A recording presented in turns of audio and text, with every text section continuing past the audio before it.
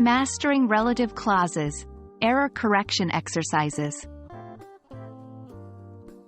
Hello, everyone. Welcome to our latest video on mastering relative clauses, error correction exercises. Today, we're going to dive deep into relative clauses and focus on one of the most effective ways to practice and apply them: error correction. Remember, practice makes perfect. So, let's jump right in and start learning. Before we start, let's do a quick recap on relative clauses. They are types of clauses that function as modifiers to give additional information about a noun or noun phrase. They begin with relative pronouns like who, which, that, etc. Here's an example. The dog, which is brown, is mine. In this sentence, which is brown, is the relative clause modifying the dog. Now, let's talk about some common mistakes people often make when using relative clauses. 1. Misuse of relative pronouns.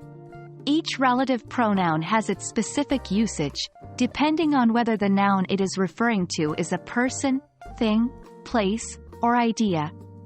2. Placement of the relative clause. The relative clause must directly follow the noun or noun phrase it modifies. 3. Missing commas. In non-defining relative clauses, commas are used to separate the clause from the rest of the sentence. Forgetting these commas is a common mistake. To get the hang of identifying and correcting these common errors, let's work through some error correction exercises together. 1. Sentence. The woman who you met yesterday, she is my aunt. Correction. The woman who you met yesterday is my aunt. The relative clause already contains the subject, so she is unnecessary. 2.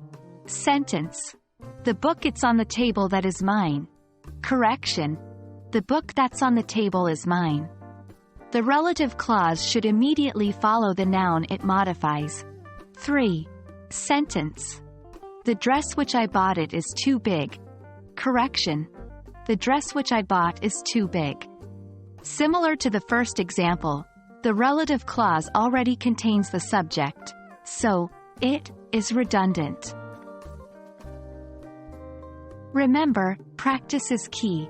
So, don't hesitate to create your own sentences and self-check for these common errors. And there you have it, a quick and effective way to master relative clauses with some targeted error correction exercises. Remember, the more you practice, the more natural it will become to avoid these common mistakes. Keep practicing, and you'll master relative clauses in no time. Thanks for watching, and we look forward to seeing you in our next video.